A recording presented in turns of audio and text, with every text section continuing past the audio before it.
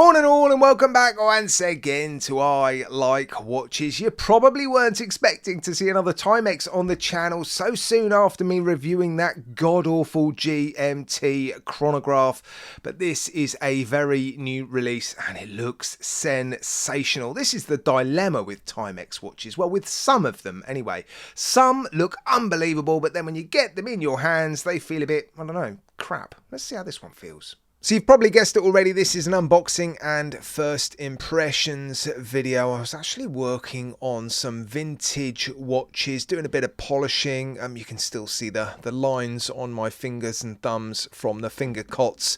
When the postman arrived and said, "I've got another watch for you," and I knew exactly what it was and I was too excited to wait. So yeah, I've put all my polishing gear away and I am now going to show you this Timex. What colour is that dial? I thought it was grey. It looks a little bit green. Oh man, it does look good. I mean, I do like vintage watches, and in particular Seiko and Citizen vintage watches from the 70s in particular. And a lot of those watches back in the day looked very similar to this. This is a reissue by Timex of one of their own watches. But just back then, watches looked like this, didn't they? Really cool crystals, cool case shapes. It's still quite cold. Must have been in the postman's van overnight. Right, let's get the plastic off. First impressions are good, I've got to say. Oh, the clasp. Let's get the plastic off and we can have a proper good look, I think. Well, I don't think I've ever seen a watch brand do such a sharp 180 on this channel. It was only a couple of weeks ago that I was giving Timex a super hard time. Justified, in my opinion. That watch that I was reviewing was awful. The build quality was dreadful. It was more expensive than this as well. It didn't look very good. It just felt super cheap. It felt like a £50 watch. But this is a whole different story. There's certainly some weaknesses to this watch. Weaknesses that are going to put most people off from buying it.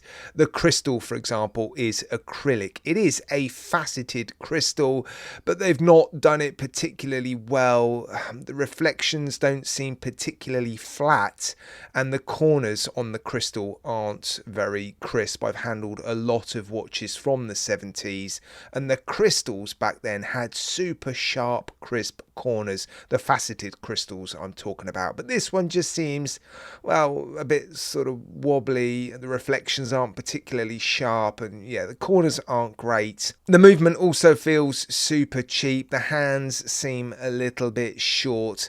The clasp is awful. I mean, there are plenty of weaknesses, but what the other watch lacked, this doesn't. So, for example, the bracelet finishing on this watch is much better. It actually looks quite nice. It feels nicer as well. In fact, the other bracelet on the previous watch didn't feel too bad.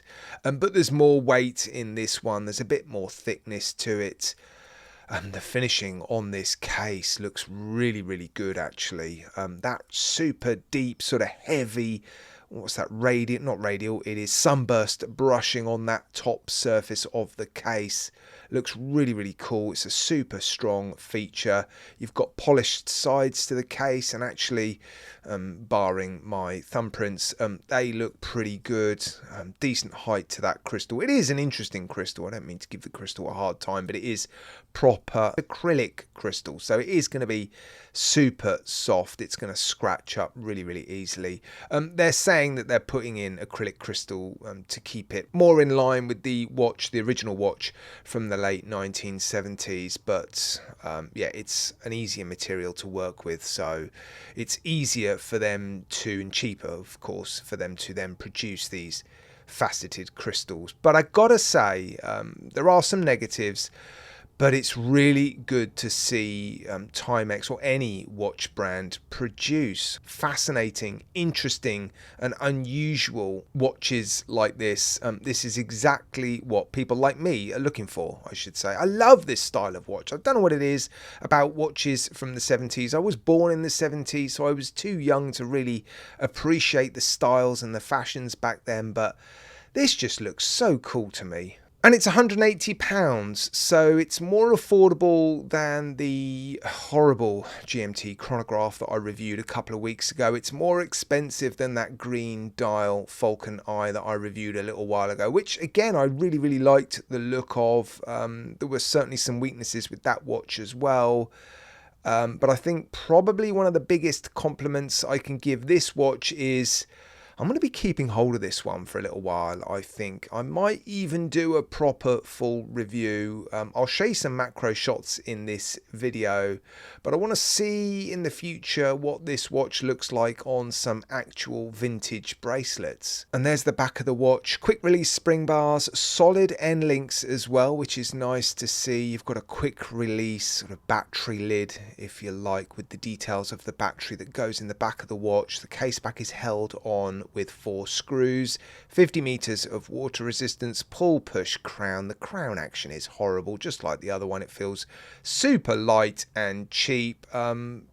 It works, and I'm really pleased to say the second hand is bang on the markers. Look at that. I'm really pleased with that, because if this was a sub £200, sub $300 Seiko, you'd be absolutely sure that second hand would be missing by a mile. I'm just looking to see if it's going to sag a little bit. Yeah, on the way down it is sagging a little bit. Gravity is just dragging that second hand off the markers a little bit, but that is very common for modern cheap quartz movements. There just isn't the tightness within the gearing to sort of counteract gravity essentially, but yeah, it's pretty good still. I'm happy with that actually. And just look at that dial. I think it looks fantastic. It is a fading dial, very dark on the outside and a lot lighter towards the center of the dial. It does look to me anyway to be a very, very pale greeny grey colour.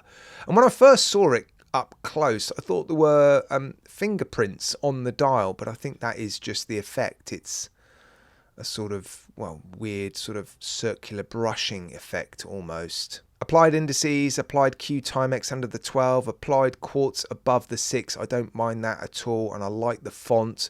I like that word quartz above the 6. And yeah, when we are zoomed in, you can see that acrylic crystal and just how sort of soft and rounded it is. The reflections don't seem to be particularly straight, so yeah, I don't think it's the best, but it is nice to see some faceted crystals on modern watches. Definitely different. Right, let's get it on the wrist. I'll also do a legibility test and I'll show you the lume at the end of the video. Right, here it is on my roughly average sized wrist. I think it looks fantastic, but unfortunately there is a lack of micro adjustment options on the clasp, and I've not been able to get a particularly good fit. The links aren't very long. I suspect there'll be 6mm links.